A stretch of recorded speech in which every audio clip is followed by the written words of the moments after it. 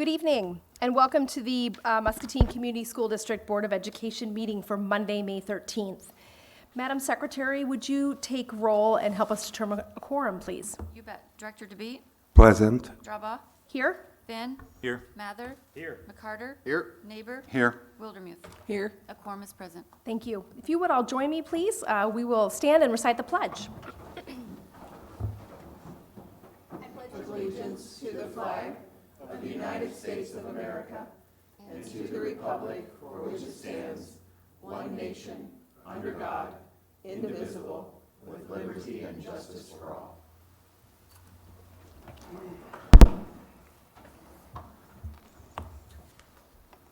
I'd like to welcome all of our visitors this evening, as well as our media representatives that we have in the audience with us. Our next agenda item is the Citizen Speaks portion of the agenda. This is where if we have anyone in our audience who would like to approach the board, you're welcome to do that. We ask that if you would step to the podium so that our viewers at home can hear you and state your name and address for the record. We also ask that you limit your comments to 3 minutes. It is an opportunity for you to address the board. We are not able to engage in conversation during the meeting, though. And we're always happy to do that outside of a board meeting. All right, nobody's moving. So that takes us on to our student council update.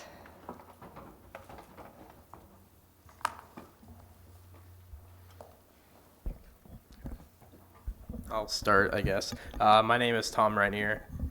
Hi, I'm Tess Rombuler, I'm Student Council President. Okay. Okay, so first off, Prom was a huge success. Us students had a great time, and Student Council is already in the process of setting a date for next year. The 8th grade dance Saturday was also a big success, had almost 200 students from West, Central, I don't know what school that is. Saints Mary and Matthias. Oh, Saints Mary and Matthias gather at MHS to get to know each other before starting as freshmen in the fall. Additionally, we have 3 smaller events still to hold these last few weeks of school. The first is senior breakfast, hosted on May 24th before graduation rehearsal. Second is staff's bring your dog to school day, held on Friday, May 31st to help calm students before final exam week. And finally, we will be hosting staff appreciation luncheon on Monday, June 3rd. We chose to hold this on finals week instead of teacher appreciation week so teachers could eat in large space together.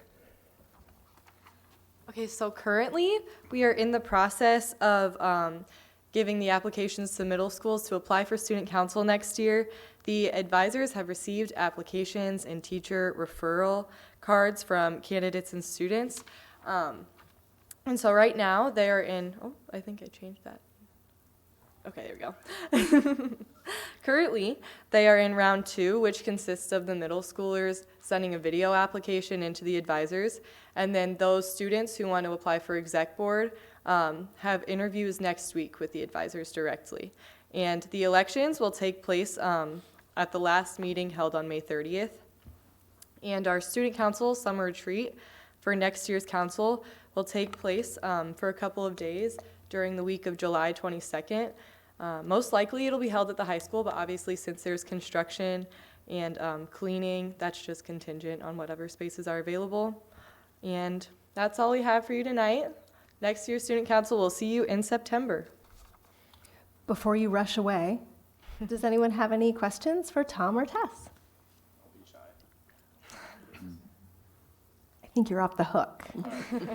Thank you for all your work, and thank you for your years of service to your student council. Thank you so much. Next on our agenda is our employee recognition, and Becky, I think you're ready. Come on up. All right. It's my pleasure to share with you 5 individuals, so if Caitlin Howe could please come up. Got Caitlin on top. So Caitlin is a first grade teacher at kindergarten teacher at McKinley, and she was nominated by a parent. Mrs. Howell has gone above and beyond our expectations for my daughter's first year of school at McKinley. With our school year being so hectic with the number of snow days, there was never any doubt that Mrs. Howell still had her students at the forefront of her thoughts. She would send out different ideas via the Dojo app for parents to do with students during all of our snow days, but that is such a small part of what she has done for our daughter. Mrs. Howell not only helped Josephine achieve her academic goals, but also encouraged her personal growth surrounding goal setting and confidence building. She truly has the heart of a teacher, and it shows in how she touches the lives of all of her students. Thank you seems very, very small in comparison to what she does.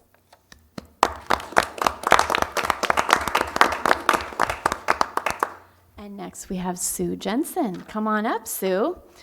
Sue is a building para at Central Middle School, and she was nominated by several of her peers. They say that Sue is like a ray of sunshine. Every day, no matter who you are, when you come into Central Middle School, you can count on Sue to greet you with a warm, cheerful smile. She always makes sure to say hello to students and staff and to ask how you are doing. If you ever need help with anything from the printer, time cards, contacting a staff or student, or just needing someone to talk to, you can count on Sue.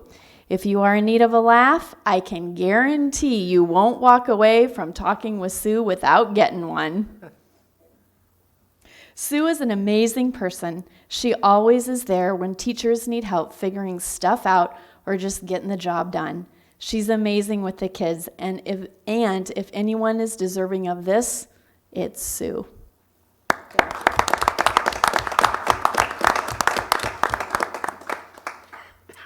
And such busy activities, I'm going to share with you 3 more staff that couldn't be with us, but we sure want to acknowledge them as well. We have Ashley Patterson Martinez, and she is a special education para at Central Middle School, and she was nominated by several peers. And they say that Ashley works each and every day with a positive attitude and a passion for the students she works with. She goes above and beyond to develop creative solutions to help students succeed. Her calm and patient presence allows students to be comfortable around her, and it is clear that these students have a meaningful relationship with her. Ashley goes out of her way to collaborate with staff members to ensure that all students will be successful and motivated. Central is extremely lucky to have such an outstanding employee. And during my 32 years as a special education teacher, I have worked with many, many paraprofessionals. It is my belief that when working with students with significant behavior disorders, that many of the skills needed can be taught. But the individuals that are great have a special gift. Ashley is a shining example of one of those people. She makes connections with our most at-risk students with ease, while at the same time holding them accountable. That may sound easy to do, but it is not. This job takes a person who has the ability to effectively deal with any given student and or situation, and Ashley is able to do that. She remains calm, caring, nurturing, and continually looks for win-win. She always seems to have her eyes and ears open for ways that she can help others, and this includes not only our students, but staff, her friends, and people in our community. She's positive, organized, and hardworking, and she truly is a natural, and we are very blessed to have her. Next, we have Deb Fisk, and Deb is the food service manager at West Middle School, and she was nominated by her peers as well. Deb always goes out of her way to help out at West Middle School. She is always friendly to staff and students and goes above and beyond during lunchtime, helping to find students, delivering lunches to AEC, and etc. She is just a real asset to West. Not only is Deb great at managing the kitchen and making sure all the lunches run smoothly, she's a huge help everywhere. Deb helps supervise lunch, organize lunch detentions, and maintains a calm atmosphere in a very hectic environment at times. She is always there to greet the kids with a smile and help them with any needs. Deb is a wonderful employee, and I am honored to work with her side by side each and every day. And then we have Cathy Kramer, and Cathy is a science teacher at Muscatine High School, and she was nominated by a student. Mrs. Kramer is awesome. She is a great teacher. She always makes sure you have everything you need for class. If you don't have a pencil, she'll get you one.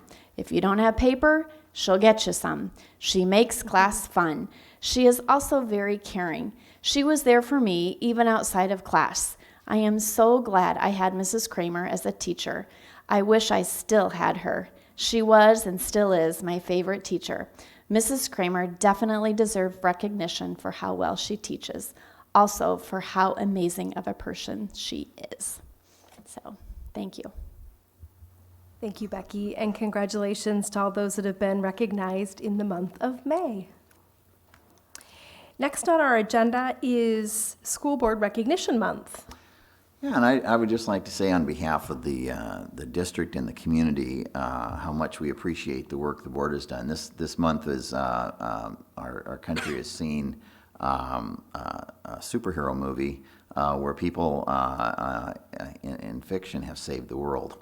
But in reality, we also have people that are acting as superheroes every day to support and advocate for public education. And for everyone that thinks being on a board is a piece of cake, I would challenge them to put your name down, run for the office, share your views, get enough folks to say, I think we want them supporting us, and then each and every meeting doing the very, very best for as many kids as possible. So on behalf of, like I said, our district, the staff, the entire community, and the state of Iowa, we really appreciate the work that school boards do, not only here but across the state. And we just thank you. I wish we could do more, but we are maintaining all legal. We were able to give you a congratulatory certificate. That's it. But thank you, and we really do appreciate everything that you've done. So join me.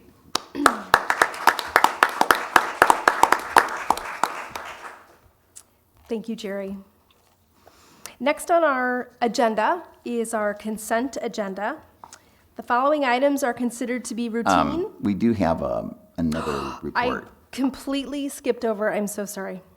Under Board Targets and Goals report, we have so there are three targets. I will read them. Students will graduate prepared for post-secondary options. Muscatine schools will utilize the resources effectively and equitably. Students will learn in a positive and supportive environment. And those three are always on the board agenda every month, which may feel a little repetitive, but it's really good that we want to keep them in front of us all the time, hence why they're always there. And I missed reading them this time around. So, under the positive and supportive environment, we want to look at Central Middle School students' emergency room care package project. And I even knew this was coming, and I'm so excited for you all to share. So I think Wendy Sargent is going to come up Wendy Donald, I'm so sorry, is going to come up, and it looks like she has some very special guests with her. Yes. I do. So good evening. I'm Wendy Donald. I'm the school nurse at Central, and I have brought with me two of my Muskie Jewelry Spirit participants, Caitlin Ford and Rachel Lee Smothers. And you guys have already met Sue, right? All right. So we have a small PowerPoint to present to you guys tonight. So who are we? You might be thinking, Muskie Spirit Jewelry, I haven't heard anything about them. What's going on? We are a student interest group comprised of 30 middle school students at Central.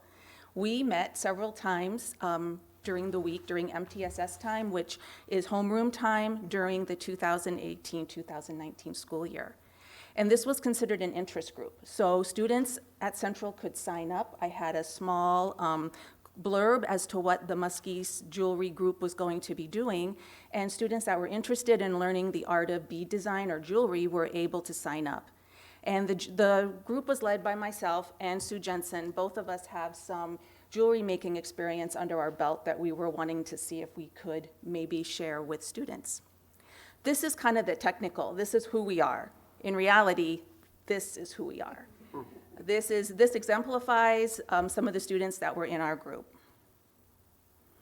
This is jewelry designed for a greater good. We worked on making Muskie bracelets. In a 25-minute period, one can make a bracelet design. Each bracelet piece was designed and sold within the school district and the community. Each piece was individually made. Designer originals would be the term for that. And the students in this group were actively involved in all aspects, from advertising to marketing, sales, inventory, supply and demand, and on those few occasions, if we had some faulty designs, we had to go back and work on those faulty designs. And the students were introduced to profit margin because we learned the value of different beads, learned the different findings that jewelry has, the crimping, the wire, the chain extensions, the clasps, and so we had to make sure that we were making some money when we were doing this. This is a small day for us. We had 2 groups of about 15 kids each, so we met every other. So this is just a small sample of what that looked like when we were actually in the creation stage. This was totally a leadership opportunity. The students in this group were given an incredible opportunity to see what they could do, and the 7 habits were infused throughout this entire endeavor. The 2 that I put up here definitely was beginning with the end in mind, because we had to figure out how we were going to provide the hospital with care packages, which I'll describe in a few minutes, and putting first things first. We had to learn a skill to produce a product that people would be willing to pay for. And one student in the group, she would hold her bracelet up and she'd say, "Would I buy this?" And so that was the motto she adopted. And from there on out, I would see girls holding up in their group, looking at it and saying, "Would I buy this?" And if the answer was no, they went back to the drawing board again.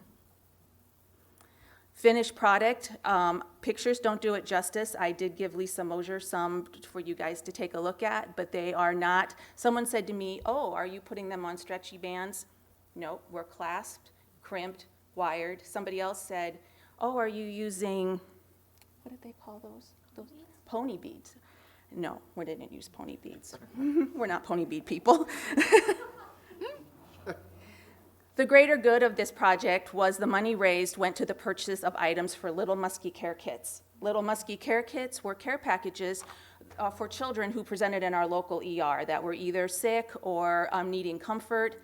The kits contained items such as toys, stuffed animals, journals, activity books, and they were age appropriate. And so with the help of our ER crew at Unity Point, we broke the kits down to 2 to 4-year-olds, 5 to 7, and 8 to 12. That's kind of what they felt that they would like those kits to look like. Unity Point was a great partner in this. They provided a tour of the emergency room to some of the students at for the group, and the window box gift shop, they provided us with the actual gift bags to use as care packages. And I'm sorry to say that I don't have one of those packages. Unity Point came today and we delivered the packages to them, so I didn't hold anything back. End result, we raised $1,100 from October of 18 to May of 19 in the sales of our jewelry. And I want to give a shout out to the community because we had our jewelry in various locations, including Power and Water, First National Bank, Fresh Vintage, and then some of our elementary schools, Franklin, Jefferson, our board office, McKinley in Colorado, Madison and Mulberry, high school. Tammy helped us out at Allsteel for a bit, and then the window box, the actual gift shop at Unity Point, had our jewelry there pretty much the entire time. This shows how it looked when we ended up purchasing $1,100 worth of toys. That's a lot of toys. I gotta tell you, that's pretty impressive. I gotta tell you, it's been a long time since I've been in the toy aisle. Hy-Vee, they assisted us by giving us 25% off anything that we bought toy related. Blaine's Farm and Fleet, they offered us discounted prices on Melissa and Doug and Ty stuffed animals, which any of you with small kids know the Melissa and Doug is a pretty high quality toy. And then the Muscatine Parents as Teachers group, they provided us suggestions on the age-appropriate toys. And then our group, we also kind of spearheaded, like if we had younger siblings in the home or if they knew of preferences, they also helped us. And we produced 80 Little Muskie Care Kits that were given, like I said, to our ER. So I think my last slide here is a video of Caitlin, but I wanted to give you guys, I don't really know all the toys that we used just because I'm kind of out of that circuit. Can you guys elaborate on some of the toys that we had in our kits? We did have a lot of toys, and a group of students went shopping with Mrs. Donald, and we bought a variety of stuff or toys, including like My Little Ponies or just drawing stuff and Baby dolls? Yeah, baby dolls. Yeah, so like we did like blind bags and Hatchimals and like Peppa Pig. Blind bags, that's new to me. You just buy a toy in a bag, you don't know what you're buying. Hence, blind bag. I promised the hospital that there'd be no slime. I think I saw 2 slimes, I do think. All right, anything else you guys can think of that we'd want to share with our group? I think if I click this, I'm going to have Caitlin. Jewelry is a group of students who work together to make jewelry for a special cause. My favorite part of this was working together with other students and just knowing that we are doing a kind gesture for others. Sums it up good. Thank you. Thank you. When Wendy and Sue were sharing this the other day, I thought, some people, they want to, all you think about is measuring student progress and performance with test scores. But measuring development of leadership and caring for other people and being a part of a community is just as important in the learning process. And this was just really encouraging. And I want to thank you folks for being here and sharing that tonight. And Wendy, do you have any bracelets still available? I do. I have at Central about 20. So if you guys are interested, and I have left a few, we did a Iowa State, Hawkeye, and UNI/Muskie colors are available. So I've got some stuff. I can hook you up. So if our viewers or anyone in the audience is interested, they may go to Central Middle School, or you could call Central and ask for Wendy Donald. She could walk you through. And am I okay to say the price as well? They're $5. And it's an amazing gift. So if you need something, you have 20 left, you said, about. How wonderful would it be if we just sold all of those for you? So Central Middle School, Wendy will hook you up with those if you need to see them. Thank you so much. Now I think we're ready to move to the consent agenda. The following items are considered to be routine by the Board of Education and will be enacted by one motion. There will be no separate discussion on these items unless the director so requests, in which the item will be removed from the consent agenda and considered in its normal sequence from the agenda. Those items are the minutes, employment recommendations, bills and claims, special education contract, student teaching contract, driver's education contract, and the 2019-2020 athletic sharing agreements. What are the wishes of the board? I'll move to accept the consent agenda. I'll second it. It's been moved and seconded to approve the consent agenda as presented. Is there any discussion? Hearing none, all those in favor, please signify by saying aye. Aye. And those opposed? And the motion carries.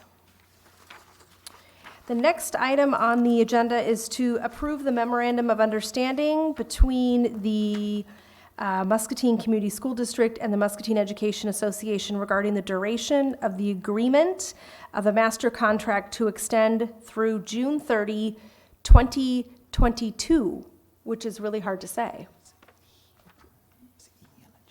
Was E on the consent agenda? E? Was E on the consent agenda? Student teaching agreement? No, that's driver's ed. Yes. Okay. Sorry. I have that as letter H, and it is not my agenda on the consent I'm sorry, agenda. Is that right? It's F. I was having a sidebar because I Okay. apparently can't see the little dots on the consent agenda. So the memorandum of understanding between the district and the MEA. The MEA did meet a week or so ago. They said they had a very large turnout. It was overwhelmingly supported. This is, I really think this is one of those opportunities where the district can show its support for our teaching staff This allows the contract that we currently have to continue through that 21-22 school year. We will meet next spring to work through compensation package with that, but I think the teachers felt really supported by this, that we are standing with the agreements that have been long-standing in this district. What are the wishes of the board on item H and the Memorandum of Understanding? I move to approve the Memorandum of Understanding between the Muscatine Community School District and Muscatine Education Association regarding the duration of the agreement of the master contract to extend through June 30th, 2022. I'll second it. It's been moved and seconded to approve the Memorandum of Understanding as presented. Is there any other discussion? Hearing none, all those in favor, please signify by saying aye. Aye. And those opposed? And the motion carries. The next item on the agenda is to award the contract to Higher Construction for the Madison parking lot improvement. The amount is $127,303.50. Jerry, do you have anything you would like to add commentary to that? We had 5 bids come in. We were pleased with the way those did come in, and we would certainly support the recommendation of the low bid that's been presented. What was our original estimate? Was it 220? Yeah, that's what I was saying. I couldn't remember. It was 215, 220, something like that. So we've been very lucky. Our bids have been coming in lower than the estimated cost, which is great. I move to approve. Second. It's been moved and seconded to approve to award the contract for the Madison parking lot in the amount of $127,303.50. Is there any discussion? Hearing none, all those in favor, please signify by saying aye. Aye. And those opposed? And the motion carries. The next item on the agenda is to award the contract for facility improvements to Colorado School. This will be the Muscatine Early Learning Center, or as at the board table we have discussed and referred to it frequently as the Preschool Center. This is to Precision Builders, and that amount is $291,700. Again, the bid, this is the low bid, Precision Builders, and we would recommend accepting that. So moved. Second. It's been moved and seconded to approve and award the contract for the facility improvements. Jerry, a lot of these pieces include making that building accessible for a different height of student. Exactly. Is that a fair? We're going to have somewhere 230, 240 3- and 4-year-olds running around the building, which can cause some times to wake up at night screaming, because those are a lot of little kids that aren't all that independent. But yeah, this will allow some additional restrooms, appropriate size restrooms, play areas, learning centers. It will really be a nice facility when completed, and it's one I think the community can be really proud of, and it's going to be a great opportunity for our kids in our community. Great. Is there any other discussion on this agenda item? Hearing none, all those in favor, please signify by saying aye. Aye. And opposed? And the motion carries. The next item is to approve the award of contract for the Muscatine High School STEM addition to Bush Construction. That amount is $7,535,500, which includes alternate numbers 2, 3, 4, 5, 6, 7, and 8. And I will let you, Jerry, I'll let you give a little bit more color to 1 through 8. Okay, I think I'll probably ask maybe Jeff to come up and walk through those. Jeff, you'll notice I did not read the dollar amounts with 1, 2, 3, 4, 5, 6, 7, 8, so. $7.5 million, and we tried to sneak up on the budget by using the alternate bids. So you can see that by having the 9 alternate bids, the general contractors aren't really a fan of that, but it allowed us a mechanism to sort of sneak up, working through the committees to make sure that we can get the items that we wanted that might not have been what we thought attainable at first, but now we're getting them. So there was a variety of alternates. Some, I don't want to go through every one of them, but they were just miscellaneous improvements like changing the stem room from a wood cabinetry to a metal cabinetry to make it look more higher end. There was an alternate bid for a front canopy that was not accepted. There was an alternate bid for changing the green rotunda to a different color. That was not accepted. Different color solid surface, exhaust in the classrooms, additional exhaust. So there are numerous alternate bids that the district deemed great options. Okay.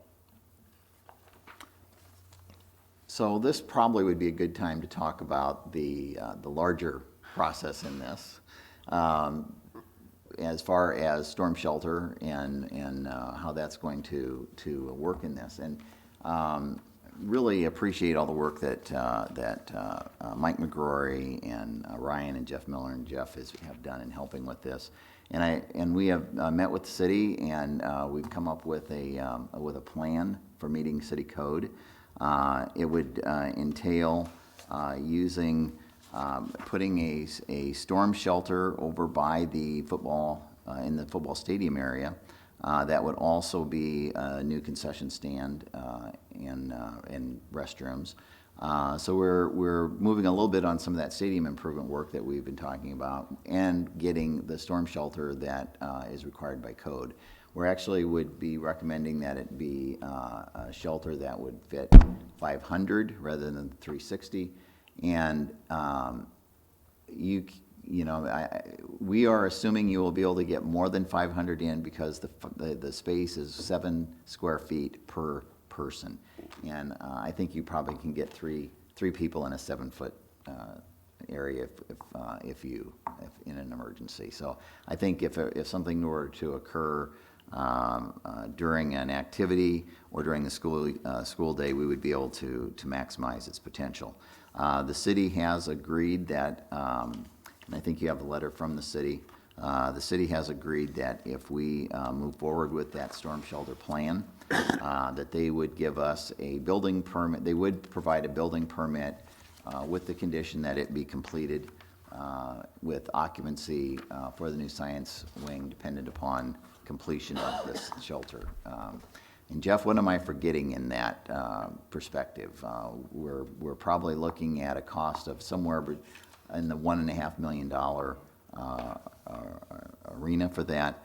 It does, like I said, we're somewhat being able to combine some of the things we were hoping to do with the stadium, so it is not it's not money just going to the storm shelter. It'll get some additional use.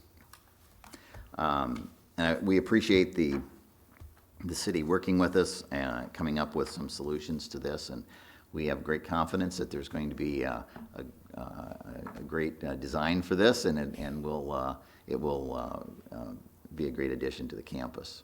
Jeff, do you have anything you'd like to add to that? You did great. That was great. Jody is here from the city. And we do have Jody is here from the city. If you have any questions.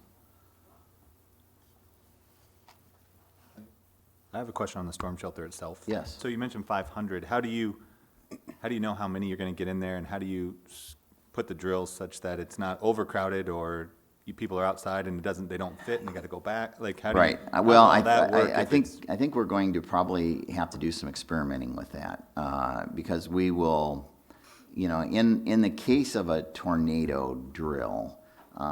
You can't have helter-skelter and everybody just, you're going to have areas that will evacuate to it. Yeah.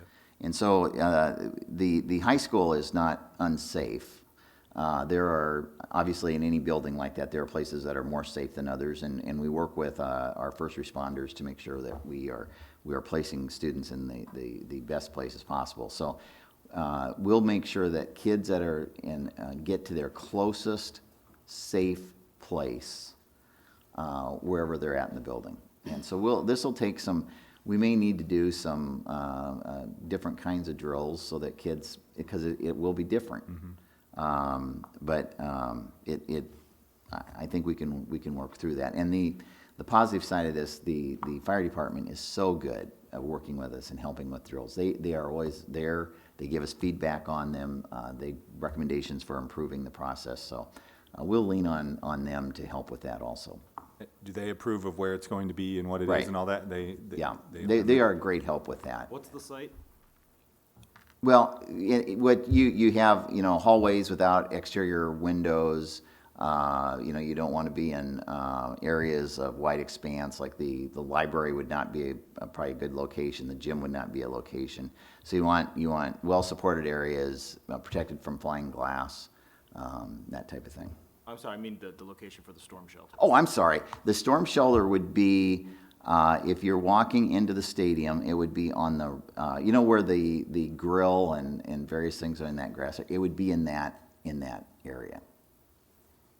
So what we'd probably want to look at, and one of the things we had talked about with the stadium renovations is to improve that concourse area, to open that up a little bit. So we'd probably put some additional concrete in there, maybe some seating like we have outside of the high school, and dress that area up. And that would be that first stage of working on that stadium then. Originally, we talked about opening that area up to be able to see the new PE facility as well, I think, right? To have Yes. some visibility from the stadium to Yeah, there. and I think there still will be. Yes. There's two buildings, if you look out the PE facility to the field, that are kind of blocking the view. And those, I believe, both belong to the Youth Sports Foundation, and I think they're in agreement to move them or relocate that space so that we can open that up.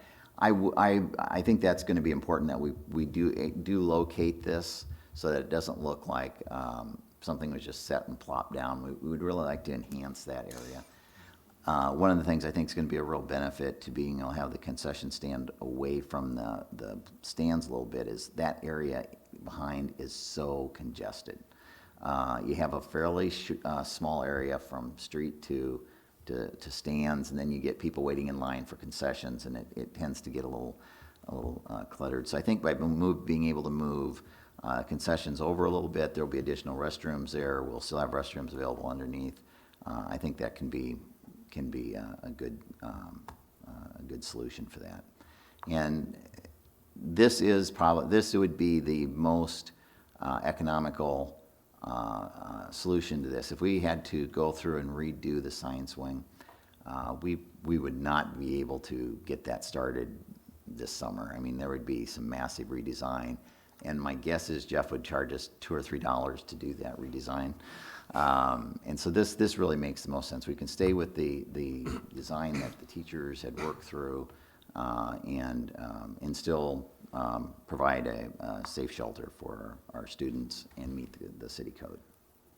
And I do one other thing, and then the one thing that I think is also important is we really, this way we know moving forward what the code's going to be or what the city is saying. So if we're looking at anything down the road at West or any of the elementaries, we're aware that the code would be that if you add on to a structure, you need to provide, and I want to make sure I get this right, you'd provide a shelter area for the new square footage.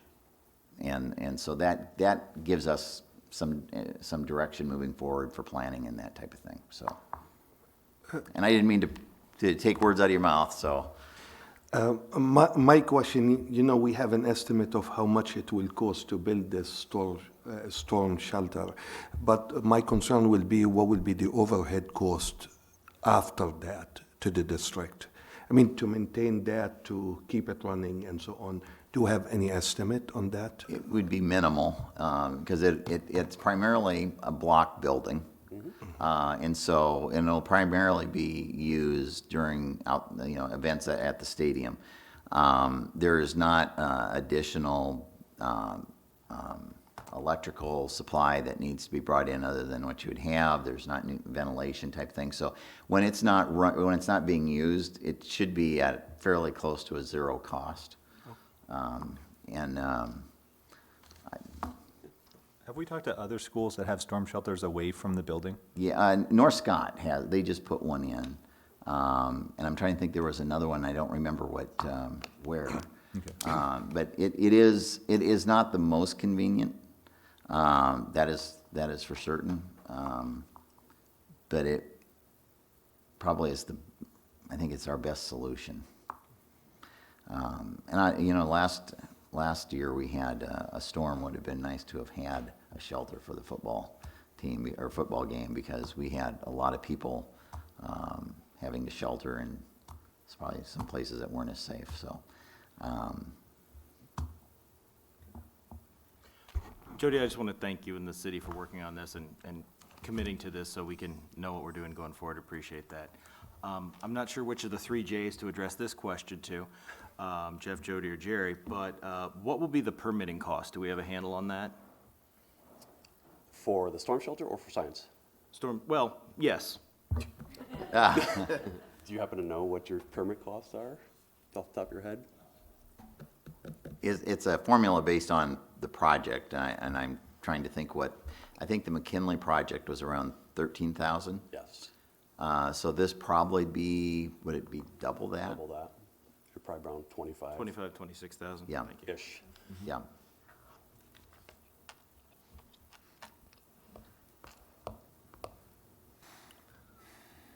What are the wishes of the board on this topic? I'll make a motion that we accept and award the contract for the Muscatine High School Science STEM to Bush Construction Incorporated in the amount of $7,535,500, including alternatives 2, 3, 4, 5, 6, 7, and 8. I'll second that.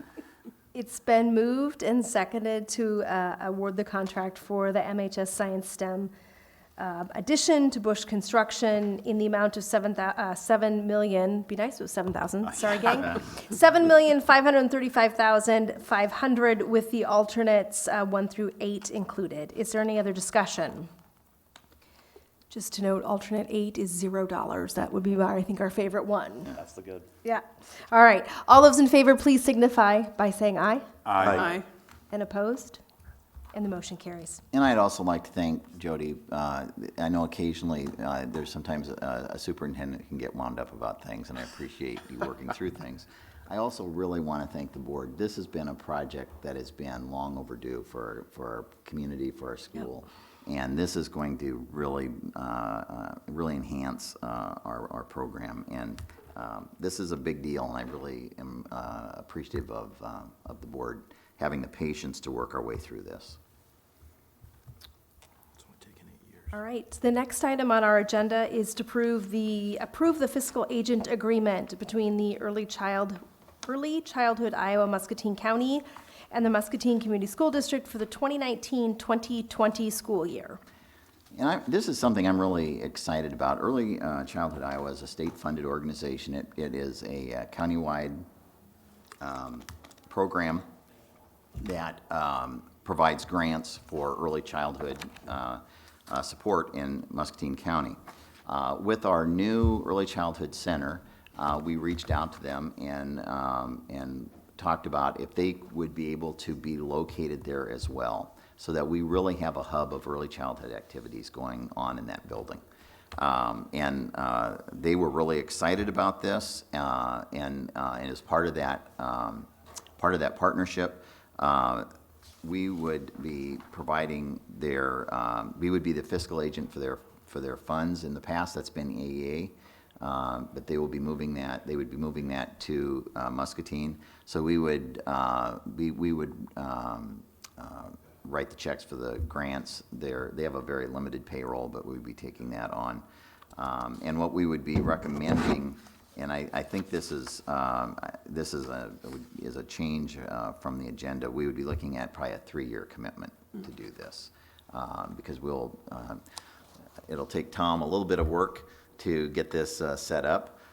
We don't feel like it's going to be a burden. Notice I'm saying I don't think it's be a burden on the business department. I don't know if the business department's saying that or not. But I think this is just another one of those, a partnership with a group that's committed to what we're looking for, is how do we improve early childhood education in Muscatine County? So we're excited about this, and I would really encourage the board to approve that agreement. And Jerry, I have a quick question, because you are recommending 3 years. Yes. And I see it's up to June 30th, 2025. Yes, So do we need to they amend? had requested 5 years, but we try to operate on a 3-year cycle. That's just, I think, it's good practice and kind of stays with what we follow through. So the idea is to approve that with the amendment to move it to 3 years? Yes. Okay. And I think you have the latest documents. I think the original documents didn't have the latest figures for their dollar amounts that they work with. So you should have that at your seats. They receive a grant of state funds of almost $283,000, and also an additional $82,000. So that is what is dispersed in Muscatine County to support early childhood efforts. And what we're really hoping is that our early childhood center really does become the hub of things in the community regarding early childhood and preschool. It is a great opportunity for us, and we're excited about it. What are the wishes of the board on this item?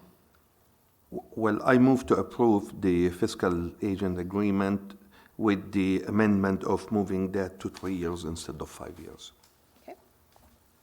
Is there a second? I'll second that.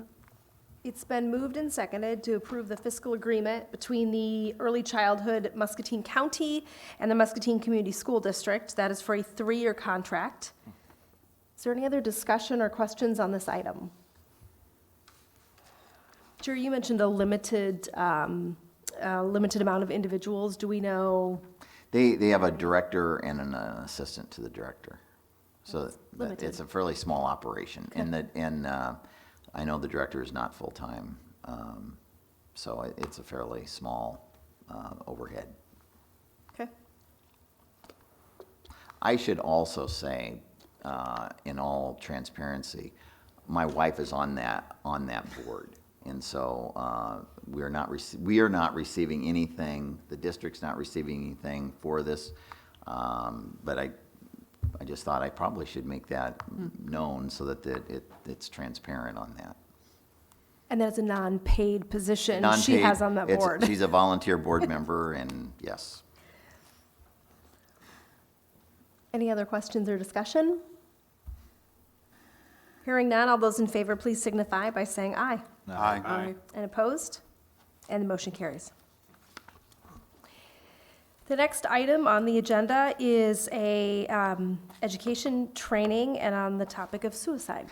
Yeah, this year the legislature has passed a requirement that each district have a minimum of 60-minute suicide education training for all employees. So that would be teachers, custodians, all staff.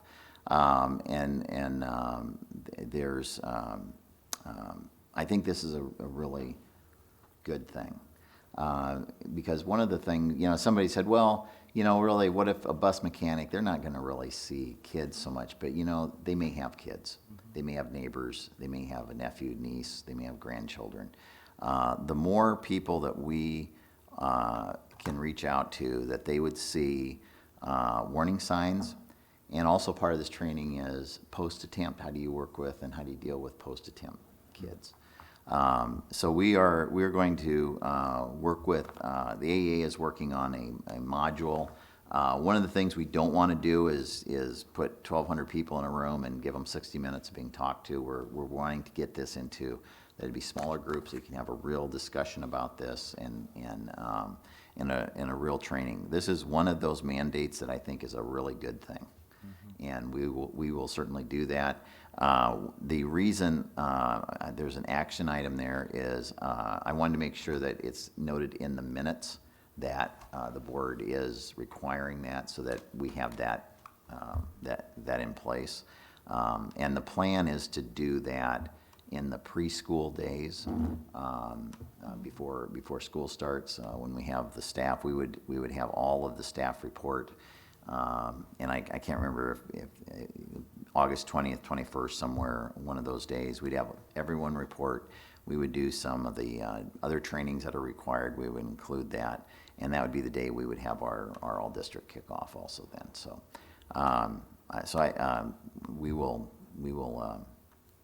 we will move forward with that, and but it is important that the board note that you're requiring us to do that, or directing us to do that. Jerry, is it a single training or is it ongoing? Will it? Yeah, what's required is a single training. And my understanding right now is that you do it once a year. You don't necessarily have to catch people up if you hire someone after that point. I think that's one of the things that we're going to want to talk about internally about how we do that. Unfortunately, kids have a lot of stress and way too many struggle. And this is one of those things that I think is just so important that we have put some things in people's toolbox. How do you work with those kids? How do you identify them? How do you know, this isn't quite right? I wouldn't expect everyone to say, well, I think little Jerry there's having a problem. What do I do? But do you recognize something so you can go to and know where to go right. to make sure that person helps? Mm-hmm. We had the director of state education in town last week, and we were sharing with him our mental health work, and he was very impressed with what we're doing with our navigators and our counselors. But again, I'm not sure everybody in the district knows that process. Mm-hmm. And so this will be part of that too, is to make sure that everybody is aware. Here's the flow chart of how this works. These are the folks you would go to. Here's the things that you're looking for. And what do we do if a student did attempt and when they come back, how do we respond to them? So we'll work out the specifics of the training. I'm sure the state will be giving us some additional assistance with that, but I think it's a good thing. Feels like something that could be updated every so often as well. Mm-hmm. You sit in some of these corporate environments and you do privacy training every other year, or whatever it might be. It feels like this is an important of a thing to keep going. One of the things that I hope that come out of this is that we get better at how do we interact with kids and how do we read kids. And as we get better at that, the level of training being able to get more sophisticated. Right, sure. Mm-hmm. And then one other question I had about it is, so it's suicide for that particular student. What about recognizing violence maybe towards others or anything like that? Is that that's a really good question. And it doesn't necessarily come into this, but it is something that I've been having quite a few conversations with people at the state level. I think we are seeing, and not just in Muscatine, across the state, across our country, we're seeing more kids with more aggressive behaviors at an earlier age. Mm-hmm. It's going to be one of those things that's going to make it more difficult to retain teachers as if we don't come up with some solutions to this and some supports for teachers. And that whole segment, I think goes right to what you're speaking, is that we do have some students that are very aggressive, often violent, and how do we best respond to them, and how best do we get them the help they need? What if you get someone, a student combined with suicidal thoughts and violence? I mean, it can really... It can be, yes, it can be tragic. I completely agree. And, we are in a different arena in education than we were 10 years ago. When we talk about school safety now, we're not nearly as concerned. It's not fire drills that are our biggest concern. Right. It's about extreme antisocial behavior. So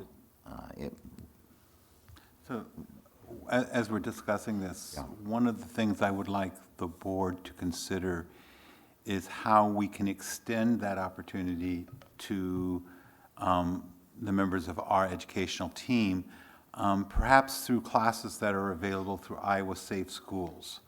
I also was fortunate enough in March to be out in Denver to a meeting, and one of the segments that I attended talked about suicide and what can be done and what changes we need to do in discussing it, because of the fact it seems as though part of it is to be able to call it what it is and talk to it at that level, not kind of hiding it with the passive words that we sometimes use for it.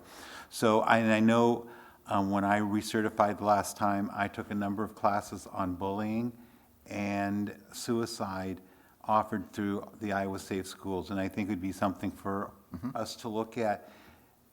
You can at times get them at a very reasonable cost of $40. And they are an online class where what you're doing is you read articles, you write a paper, you discuss those with other people in that grouping, you get input back from them, and then the facilitators themselves. So I think it's something we could look at, because there's an online for Iowa State Schools, and it gives all of the classes and a syllabus for them, and so we could choose the ones that would help meet the needs that we want regarding suicide prevention. Very good. And with that, I'll move that we direct Dr. Reeby to provide suicide education training to all employees prior to October 1st, 2019. Is there a second? I'll second. I just have one other question, Jerry. Yeah. In addition to giving us this requirement, which I think is a fine thing to do, did Des Moines chip in any money for it? No. I'm sorry, I'm just shocked there. Yeah. The good news, but it is not without cost, because we're going to bring people in and we're going to pay them for that day, and there is that element of it. Something I'm happy to do anyway, but I know it'd sure be nice if one of these days with these mandates there came a little bit of defraying of the cost. Yes, I'm not going to disagree with you. But I am going to, this is one I am going to support, that we need to do it, and it'd be great if we got some additional support for it, but Baby steps. it's the best thing for kids. Yeah, absolutely. Is there any other discussion? Hearing none, all those in favor, please signify by this. Again, this is the board directs the superintendent to provide a suicide education training to all employees prior to October 1, 2019, as prescribed by Iowa statute. All those in favor, please signify by saying aye. Aye. And opposed? And the motion carries. The next item on the agenda is to approve the tentative list of graduates for the class of 2019. I think you have that in a packet of information. We have 301 potential graduates. As always, that day is a great day of celebration. I'm having worked with some of these kids on some different projects. There are some outstanding people in there, and we can be really proud of them. All of them are going to move forward and have an opportunity to do something with their lives. So I'm proud to present these folks for your approval as graduates. I'd like to have the honor to approve the tentative list of graduates for the class of 2019. And is there a second? I'll second. It's been moved and seconded to approve the tentative list of graduates for the class of 2019. I'm going to assume there's not any discussion on that. Well, there is. Oh, No, I'm sorry, I'll be very brief. As a board member, this is the highlight of your board meetings. I mean, to be on stage and listening to families cheering and sometimes breaking the rules with air horns and shouting out names individually. But when you stop to think that could be their first child graduating from high school, it is a thrill. That's just what I wanted to say. it's the pay that goes with the superhero certificate. Truly. It truly is. I echo Randy's comments. All those in favor of approving the tentative list of graduates for the class of 2019, please signify by saying aye. Aye. Aye. And opposed? And the motion We carries. should have had an air horn. Yeah. Right. Or confetti, yeah. That confetti gun that they shoot off at the end is awesome, Yeah. Yes, it too. is. Yes, it is. Yeah, the board members like those almost as much as the students Yeah. do, if not more. The next item on the agenda is to approve the non-union bargaining personnel salary increase of 2.5% for the 2019-2020 school year. Jerry, do you have any? Yeah, the state average this year is 2.58%. This is in the range there of what is normal, I guess, or what's working out in the state. And then this will take care of all employees. I think everybody is taken care of at this point then. All the union agreements have been settled I think at 2.5% was where those were at. Teacher contract will be somewhere between 2 and 3% depending on where that settles. We have a 2% in the contract, but with a little bit of wiggle room for some additional for insurance. So that was, I think, about 3% last year. So this would, again, this would take care of everyone that's not included in a bargaining unit. Okay. What are the wishes of the board? I will move approval of the non-union bargaining personnel salary increase for 2019-2020. Second. It's been moved and seconded to approve the non-union bargaining personnel salary increase of 2.5% for the 1920 school year as presented. Is there any other discussion? Hearing none, all those in favor, please signify by saying aye. Aye. And opposed? And the motion carries. Our next agenda item is for the board to authorize the expenditure of general categorical fund monies for non-Muscatine Community School District students attending college for kids at a rate comparable to Muscatine Community School District students who reside within the boundaries of Muscatine Community School District. And Jerry, I know we've had some discussion on this, and I think you have some more information for us. Yeah, the College for Kids, which for years has operated kind of on a, almost like an enterprise fund. The fee was what it cost to run the project. Last year it was $120. As we work through the process this year, our elementary buildings, our lowest free and reduced price lunch elementary building is right around 30%, a little over 30%, up to 88%. And so one of the things that we were concerned about is when we start having, and this year's cost was, we were calculating at about $130, that there was quite a barrier for some of our families. And so what we did is identify if a student was a Muscatine Community School student, that we would subsidize that registration fee to $65. And then the United Way also provides for any student in Muscatine County, if they qualify for free or for economic reasons, a $50 scholarship. So that makes it very affordable for really almost every family. So the question came up is, well, what about students that are not in the Muscatine Community School District, but reside within the boundaries of the Muscatine Community School District? I guess my response is I don't feel like I had the authority to spend district funds on non-students, and that would be up to the board to make that decision if they so desired. And so that's the question, I guess, being brought before the board is if there's interest on the board in subsidizing resident students that are not enrolled in the Muscatine Community School District. Jerry, do you have any idea how many students usually that is? You know, we've had probably 10 to 12 from Mary Mathias, and then I don't know about kids that may option out to L&M or Wilton that may come back for it. it's not a ton of kids. Are homeschoolers eligible to do college for kids? Yeah, anybody is eligible, Okay. yeah. The difference this year, and it was probably, and it's one of those things I think we're gonna have to address in the future. Because what would probably make sense is that College for Kids get wrapped into our summer program.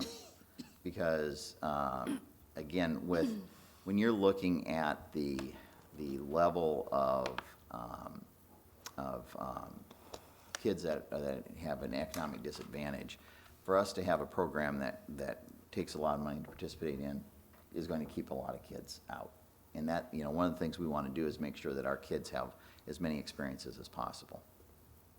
So we're going to need to take a look at this differently next year, I think, anyway. For a long time, College for Kids kind of operated as, well, it's not really a school program. And Tom and I both kind of said, no, we think it is. It's our program, and we need to treat it as such. And so we've kind of transitioned this year to this model. And I think we'll have to look at a different model moving forward with this. And I'm confident we'll be able to do that and come up with a solution to this. But when you have, like I said, so many kids that would really qualify for a waiver, it's really one of those things that we're going to have to just do. We're going to have to come up with a different solution. Yeah, one of my questions, you mentioned the 65 and the 50 from United Way. Is there any reason not to go to 80 so that the people that can get the 50, they don't owe anything at all? You mean go to, because they would have, they would owe, the Muscatine Community School students would have a $15 fee. Right. Is there any? And just go to zero? Yeah. If you qualified for we the don't, 50. I think I can safely say we don't turn anyone away. Oh, okay. So, and then that's not answering your question very well. That's one of the things that I would hesitate to make a clear answer on that right now is we have wanted to try and get to a place where we're not building up a huge deficit on this either. So, the other thing is when you have a little bit of incentive, what we want to avoid is people signing up and then I decide I'm not going to go because we've already hired teachers and we've done what we need to do. So we like to have a little bit of commitment to it. That's fair. And then this specifically states within the Muscatine Community School District, but you mentioned L&M, Durant, I think. What happens with them? They and it is open to those students. They pay the full $130 if they attend. And we have, and I should know this, and I don't know the number. We have quite a few. In the past, they brought a bus of kids. So we have, it's a big operation. We'll have 500 or so kids. They would pay the full amount. They pull the full amount. So this is only students within the district? That live within the district. The district. Yes, that's correct. And are there, for those students that are, I guess we're only talking about Hayes, so is Hayes not wanting to subsidize the $65? I have not talked to them about that. Yeah. I've had some conversations with folks at St. Mary's and Matthias, and I'm kind of in a unique position in that I am on this board, but my children go there, not due to any lack of faith in it's for faith reasons, so I guess it is somewhat for lack of faith, but not for lack of faith in the educational capacity of Muscatine School District, obviously. I think a lot of the issue here has been a victim of bad optics. What I heard concern from a lot of folks that I spoke with, not just, I think they got the impression that, well, if you're a religious student, you got to pay double. And I know that was never the intent. I know the $130 is the full price. It's not like a surcharge. But the other issue that people raised to my attention was the timing on when kids could register. And I believe, if I'm not mistaken, that there was a two-tiered timing system such that by intent. Sure. Because what we wanted to make sure is that the Muscatine Community School students had first opportunity to register and to get in, because it is our program. Right. Sure. And I you know, hindsight being 2020, I think we probably could have handled the publicity of this better. So certainly I think that's something we can learn from in the future. My, I guess, personal opinion is, and I think like a lawyer, I guess, but if you're opening something that's a public accommodation, it troubles me. I don't know if it's actually an issue, but it troubles me if people have to pay different amounts simply because of where they go to school. So I can certainly, especially when they pay the same taxes. Now, there's arguments on both sides. Obviously, a kid who comes to our public district brings with him or her however many tax dollars from the state, and the property taxes go directly to support that. But by the same token, there are parents of private school kids, and it's not just SMMCS. There is, I believe, a Seventh-day Adventist school as well as the homeschool children.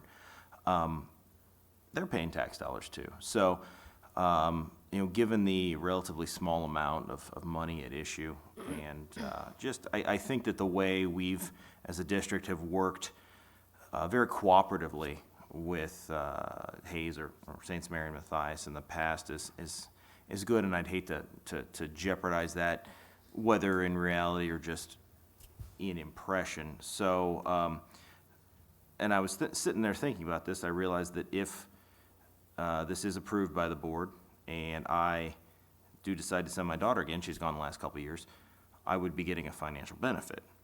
So I'm going to write a $65 check to the district as a donation, just so I don't have any conflict of interest. And I also, Lisa, can I buy one of those bracelets? Yeah. Can I The price just went up. Right. No, but I'll do that separately. But I don't know. I really, I've heard a lot. You know, I've heard both ways, but about 5 to 1, the comments have been, you know, we're taxpayers. We don't understand why we wouldn't get the scholarship too. And, you know, I think, like I said, there's good arguments to be made on both sides, but ultimately, at the end of the day, this is about benefiting the community, and the more kids in our community get to this program, the better. So whatever we can do to lower barriers, especially when we have the opportunity to do it at a relatively modest cost, I'm all for. My question would be, by doing this, are we setting a precedent that would, down the road, say, well, you did it this time, what about now? You know, for example, and this is probably not a very good example, but if the Muscatine School District continued the practice of buying computers for our elementary classrooms, could it be that down the road, this same argument is going to be used? Well, you're buying computers for the students of Muscatine. What about the students of St. Mary, St. Matthias? That's not a very good example, but it's just, will this establish a practice that we will have to continually follow in other areas is all I'm really asking. Well, if I could speak to that, fortunately, we're not a court, and we're not bound by any kind of precedent in that sense. But of course, there's the moral and the popular precedent of that. But, you know, I think that, you know, the situations are obviously very different. The fact is we do cooperate and share a lot of fees with the religious schools. I mean, they participate in our I believe, our orchestras and all kinds of sports. And at least I'm not aware that they're charged any fees above and beyond what our current students are. And so to me, that situation's an analogous one. So Nathan, I don't know if you know the answer to my question, but, you know, I appreciate the tax piece, but if we're only getting spending authority and revenue for the students that are enrolled in our district, why would we use that for students enrolled in other districts and not just have that district pay or reimburse for the $65? Why couldn't those other schools do the same thing we're doing? Students enrolled in other districts? In the other schools. Why couldn't Hayes pay for the $65 for their own students? I think the folks at Hayes would tell you they already heavily subsidize the education they get. I mean, the tuition there doesn't begin. Yeah, it doesn't begin to cover the actual cost of operating that school. Well, I appreciate that. Sure. I don't disagree with that, but I mean, that's their school system, so why couldn't they do what we're choosing to do for our students? Well, if College for Kids is something we're opening to the public, it's not really a school, a private school event anymore. It's something that is basically a public accommodation. And we wouldn't charge folks greater entrance into a Muskie game simply based on where they go to school. Yeah, Well, but we may give students free passes that are students of our district, but not other students of other districts or school systems or whatever. We may, but I don't think we do. Well, I think my understanding is that it will be open to everybody. I mean, we cannot discriminate against any students, whether they are our students or private school students, to participate. I think the issue at hand right now is, can we use public money or tax dollar money to subsidize private school students? I think this is basically the issue that I see.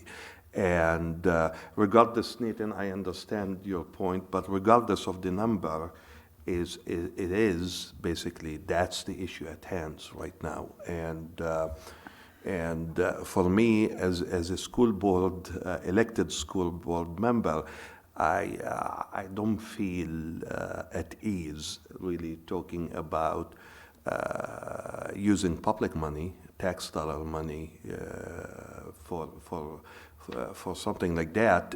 Again, it is open for everybody, but because we cannot prevent anyone from enrolling, but Well, I think it's the finance. I would say, we can, because we could say, no, we're not taking, L&M, we can't take 400 of your kids, or Yes. It is, I don't want to leave the impression that we do have control over who can come in. And so, I just want to make, Yeah, I understand that point, but what I meant, like, if a student from private school is enrolling and we have a spot for the student, yes, I mean, they will be there. Yeah, I didn't mean like it's open for thousands of students, no. I didn't mean that, but I think the issue at hand is using the tax dollar money to subsidize students from private schools. And that's, I think, the issue. Well, I don't think I would be totally there with you if we were subsidizing, say, Principal Nitzel's salary to do something like that. I completely agree, that's a no-no. The question is, I think there's a difference. Are we subsidizing private schools, or are we subsidizing private school students? And we're certainly not subsidizing any private school by adopting this action. We would be subsidizing students who are residents of and taxpayers of the Muscatine Community School District to participate in a program that is really not an integral part of our educational mission. It's a nice thing and it's a great thing, but it's not our school program. We're subsidizing a public program for members of the public and not subsidizing a private religious or other kind of school. But we wouldn't be, we'd be only doing it for the students within our district boundaries. But aren't you, correct, and I think the argument there is everybody in the district pays district taxes. Everybody is supporting the use of our schools with their funds, regardless of whether they send their kids to private or public school or don't have any kids at all. But for those students that are not enrolled in our district, we do not get the same level of funds for. Right, So well, we'd and be this, taking from- as I understand it, this proposal would not subsidize students that live outside of our district. Am I misunderstanding your point?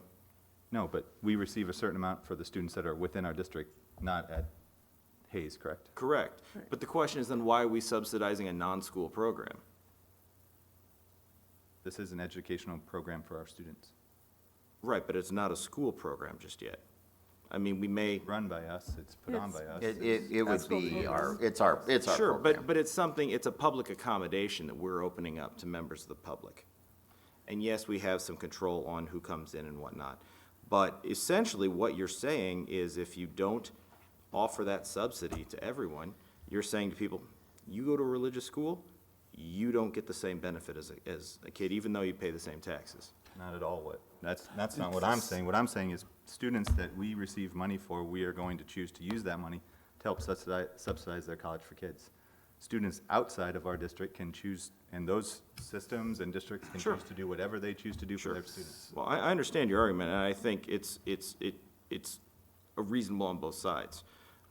My concern is I do see it as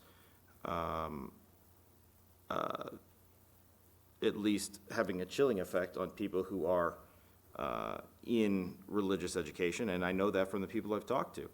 And also, I think with the way this is rolled out, we have people who feel like they've been discriminated against, and not just in the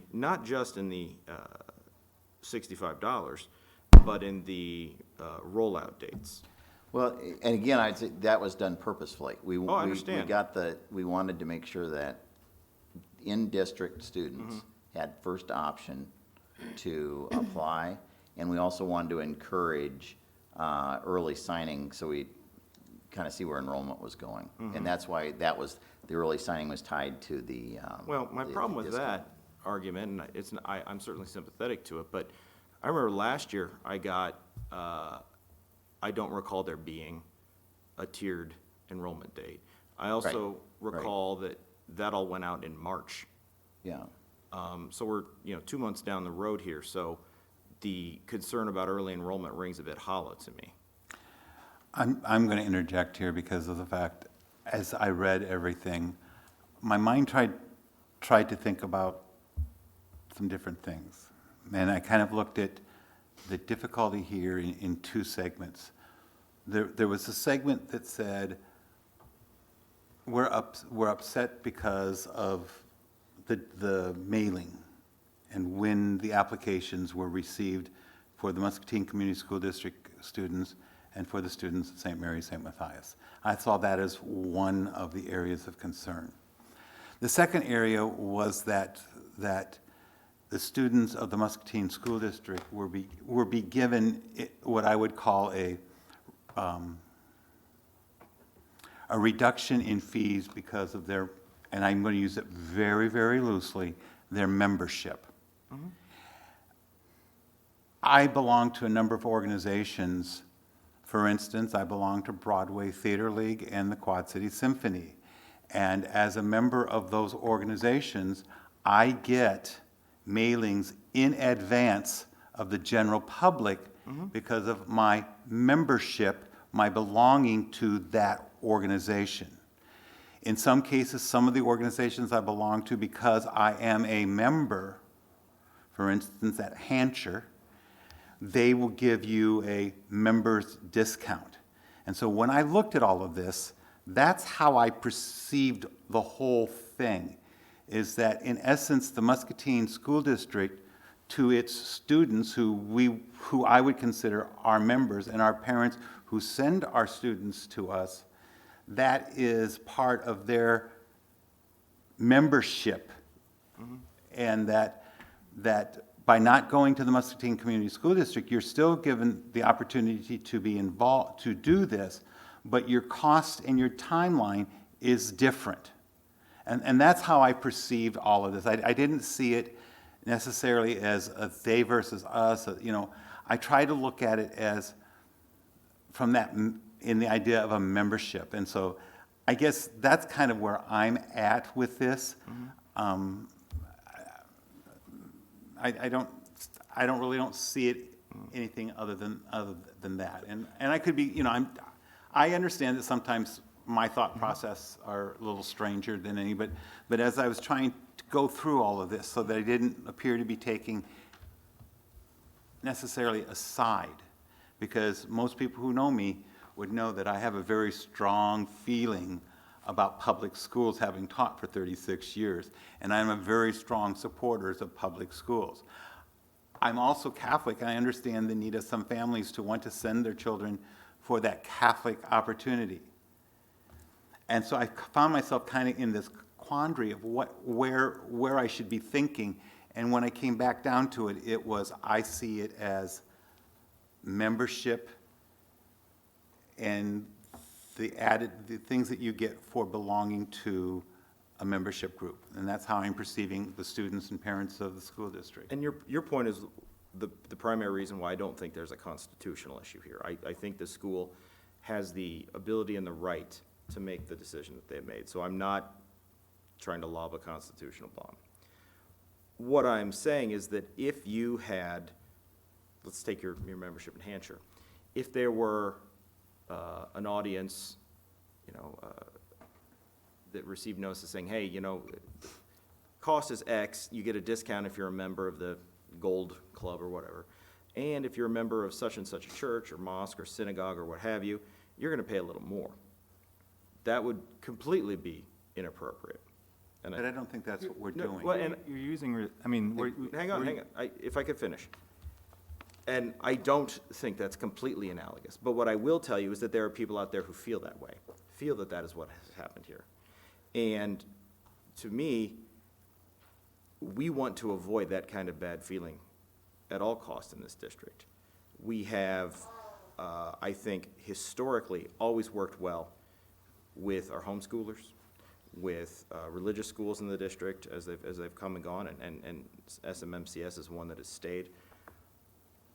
I don't know that we'd be here having this conversation if the optics had been handled in a different way. And I think going forward, we can handle them in a different way so that expectations are met.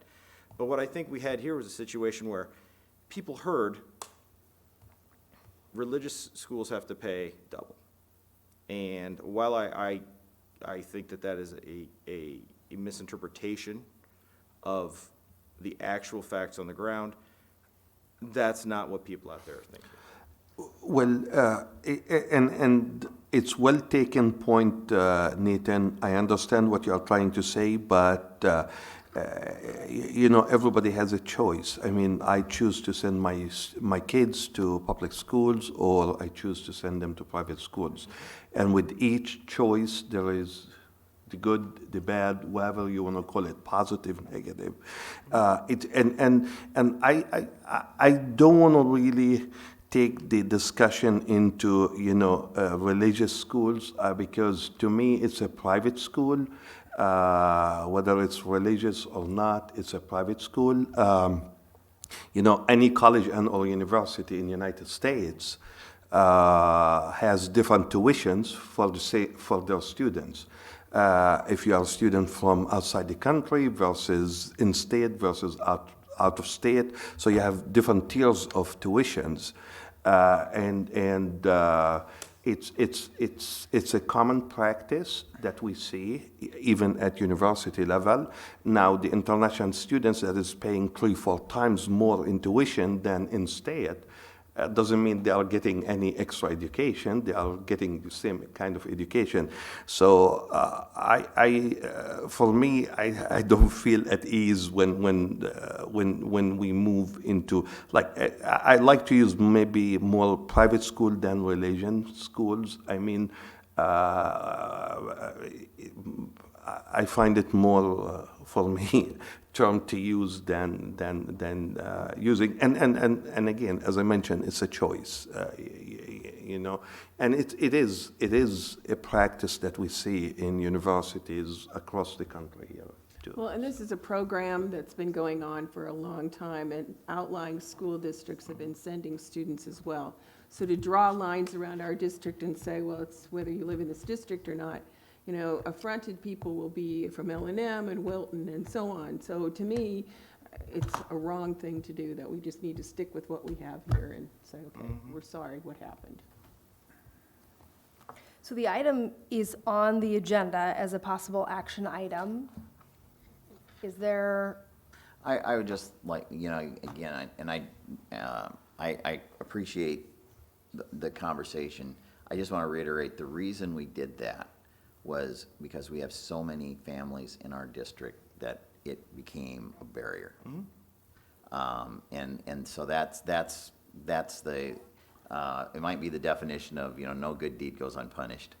But we were trying to find a way to make sure that we could get as many of kids that are enrolled in our school system to be able to take advantage of the program.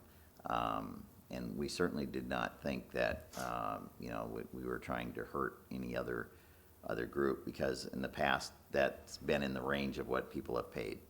So that's, Right. and again, I just, I felt like I was operating within the range of what I had capacity to operate in. Again, I don't disagree with you, and I don't disagree, or I don't believe that this is something that is out of the school district's power. I simply question primarily the way it was handled. This is the first time we've done something like that. I didn't know about it until I heard about it. As a board member, I'd like to hear about that, especially if we're gonna consider this part of our programming, because that's something that should fall under our auspices. And, you know, we've talked about communication continually over the years, and we seem to have a real problem getting messages out there sometimes in a way that I think puts the best face on them for the community. Well, and I'd also say, I have not been contacted by any of the administration from the school. I spoke with Principal Nitzel. He wanted to stay directly out of this because he's concerned with the relations between our district. And, you know, and I said, you know, I will be happy to take comments from people and present them here at the meeting, and I think I have. You know, I'm just telling you what, you've got a significant segment out of the population there that rightly or wrongly feels aggrieved. I think they've got some points in their favor. And, you know, to me, the philosophy here, and there's certainly competing philosophies, any of which can be, you know, have a valid argumentative underpinning. Our mission is to provide the best education for our students, but ultimately I think it's to provide the best possible activities for our community. That's why we pay for you to be in various groups. You know, yes, there's some ancillary benefit to our students for, you know, you being on the board of things or Dr. McGrory being on the board of things, but I think we all recognize that the position of a school district is a unique one in that it needs to not just educate kids, but it needs to build the community up. And that's something, you know, you and I have talked about constantly, and I think every member here would realize. And especially, and we don't build the community just for kids who go to public school. We build the community for the community. And so I would say that we got people's tax dollars. To me, there seems no reason not to use it. I understand other people disagree. So I will make the motion to approve this action.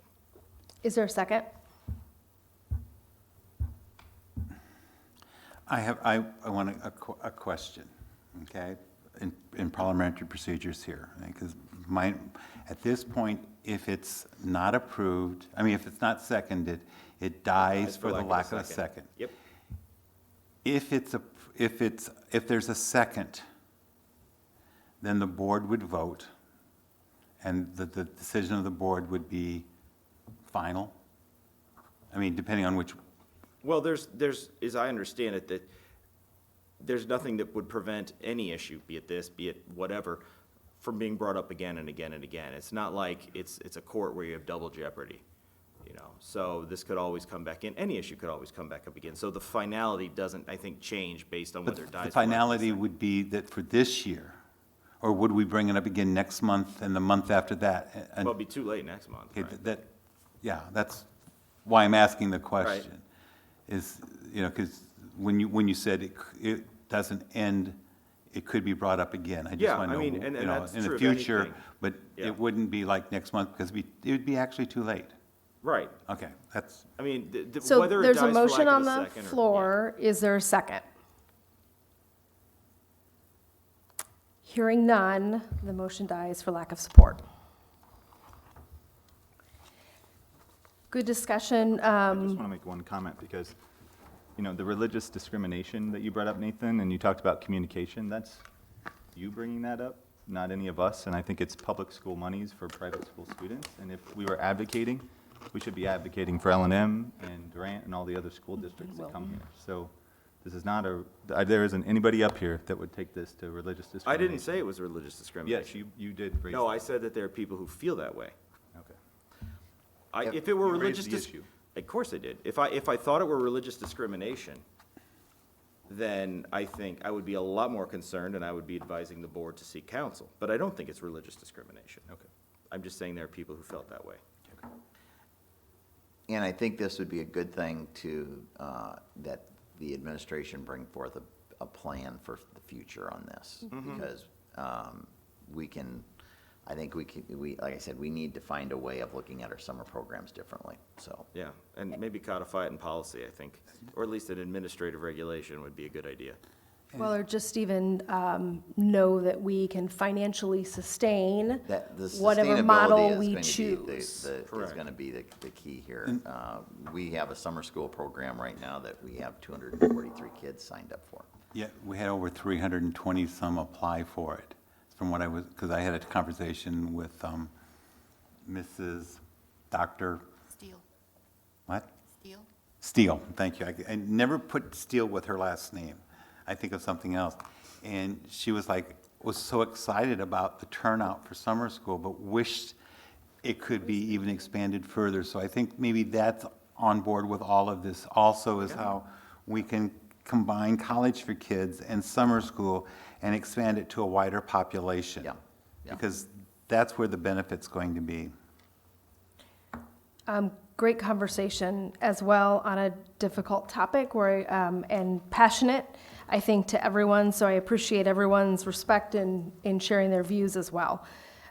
Those are the things I think that help us grow as a board when we have those healthy discussions. So thank you for that. Next on our agenda is for discussion and information. The first item is the first reading on policy 201.4, which is elections to the board. I don't have that right in front of me, but that has to do with the change in the... Change from the September date to a note of we would follow state statute regarding school board elections. Which was not our choosing, rather we were shared that would be our new opportunity. Yeah. Or told. Yeah. Okay. So if anybody has any thing they'd like to add or any questions on that specific policy that is in your board book, you can direct those to Lisa. We'll see this on the agenda 2 more times. But I do believe it is there's not a lot of leeway. It is what it is. The next item on the agenda is our financials for January and February. And Tom, this is the moment you've been waiting for. Yep. Okay, so in your board book, there is January, February financials. Appreciate your patience. I know it's been a couple months since we've had a financial report. First 2 pages are the January, February treasurer's report. And I have no comments on them, and they're obviously comparing the month presented with the year prior to that. So page 3 then begins the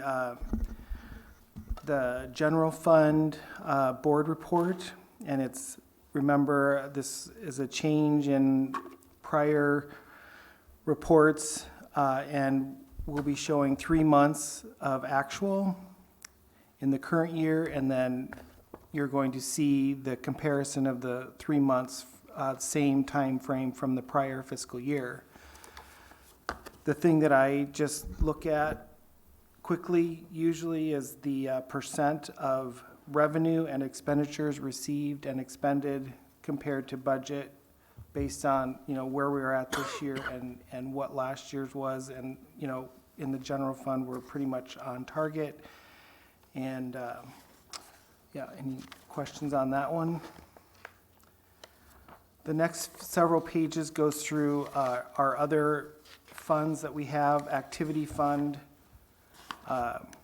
management fund. That's the fund that we pay our property casualty, early retirement, workers' comp, and so forth. Not a lot of activity in there except for the quarterly retirement payments. Then I've combined capital projects into one report, because even though they come from 2 different funds, which are separated on the cash, on the treasurer's report, I do combine it on here because they both are being able to be used for the same purpose, and so I just combine the revenues and expenses to show on this capital projects report. And then the last one, it would be a school nutrition fund report, same layout. There's obviously different revenue and expenditure lines that I hide because they're not applicable in all funds. So the last report then would be, it's called our first semester meals served report, but it really goes beyond first semester there because it is through March, and it's just comparing our meals served through March and then what it was last year, same time frame. And breakfast is up, lunches were down, and in the red there I had Alicia put in there the comparing just those 4 CEP schools, because we need to get a year of going to CEP schools. We did do some sort of estimate on how many meals we could increase in those buildings to make CEP work, right? Because nobody's getting charged for breakfast or lunch in those buildings. So we want to make sure we're watching how are those 4 schools doing. And for breakfast, you can see the percentages there by month, and then the lunches towards the bottom there. And I know you probably, with the abundance of snow days and such in January, that we did not see any change there. It's a huge increase in breakfast, isn't it? Yeah. And that was predicted, I believe, or at least Alicia predicted that, so kudos to her for hitting that one right. But What's the science behind the prediction of breakfast? well, I think we use a 5% increase for breakfast, and Alicia was sure it could be more than that, but I think it's just the buildings opened up earlier too, and so students Yeah, were makes arriving sense. earlier to give them that opportunity. That helped. Yeah. Jerry, how has the response been to that, to the, just overall? Good. And I anticipated there might have been more comments about the schools that don't qualify. And it will be good to get some additional data, because I think we're probably on track to where probably all of our buildings at a point in the future would qualify, which is, again, a statement of some of the challenges our families have. So help me understand the nutrition ending fund balance. Oh, yeah, so it is kind of tricky here. I probably should have opened my report. That you got a year-to-date only through December? I'm looking Yeah. at page 53, I think, if I can read that So small. for 112. Right. Because that's just, it's a running total, so. But then you've got January and February there, which, so we could estimate that we're about 200 under? Yeah, and remember, nutrition has those goofy figures in there for those enterprise fund Right, it has to be positive, entries, as I so. understand it, right? Well, it's worse. There's, yeah, and I have notes, but I did not print them on this sheet, so I So- apologize, I can't You speak have- off the you top have of my head. All the So- liabilities have to be included on Yeah, that. so there's things in there, so I think maybe what I need to do to fix this is to make those adjustments so that you can Yeah, see that we're I not mean- really operating at a loss. Okay, yeah, of like a projected 112,000, end-of-year figure so. would be helpful, because I can't tell from this if we're back to losing money Yeah, again on the food. yeah. Yep, I can do that. They Okay, have put a lot of additional requirements on the reporting. So like on the accounting, you have to include all of your IPERS liabilities. If everyone took IPERS, how would that affect your? So you're always going to be in a negative now. sure. Which is, I'm not sure exactly why they were doing it that Yeah. way, but. Because they're an enterprise fund, right? So they have to be more like the private sector in Fund 61, even though, I mean, it truly isn't, but And I think our auditors have they brought over pre-warned that, us about yeah. that, assured us that Sure. that's But I okay think as well. what the board needs to see what you were getting at. It'd just be is nice to making have sure some- that Because I'm Yeah. in a fog here and drifting at sea, Yeah, so. no, I can Thank you. break that out so it looks differently on that fund. That's not a problem. Sounds good. Yeah. Any other questions for Tom? Tom, thank you for that information. Our last item tonight is the announcement of upcoming meetings and events. And it's a long list, so I will just read through this quickly. Senior Awards Night is May 15th. That's this Wednesday. It's at 6:30 p.m., and it's in the MHS Auditorium. If you've never been to that evening, it is amazing to see how much money is given away in 2.5, 3 hours to a lot of students. So if you have a chance to go, that's this Wednesday, May 15th at 6:30 p.m. May 18th is String Fest. It's at 7 p.m. in the MHS Auditorium, another great event. May 20th is the MHS Band Awards program. That's at 6 p.m. That'll be in the cafeteria. Our seniors' last day for those graduating in 2019 is May 23rd. That is their last day. And then May 26th, the class of 2019 graduates at 2 p.m. That will be in the MHS gymnasium. And board members, I know you will all receive some directions on the time you need to be there. That takes us to May 27th, which is Memorial Day, and there's no school that day. June 3rd is the Muskie Heart of Learning Celebration of Service. This is at 6 p.m., and this will be at the Administration Center. This, it's my understanding, replaces the end-of-year retirement recognition of staff. So it's not getting rid of, it's adding to, and it's in the evening, which I think is wonderful because we will hopefully gather some more attendees that are able to attend in the evening. And I think there's some special recognition of volunteers. We're also recognizing volunteer from each building, that each building has identified a volunteer of the year. We'll be recognizing our retired folks and our 30-year folks. So there will be, we hope to have a nice evening that we can share our appreciation for some folks. And I really am excited about the recognizing the volunteers.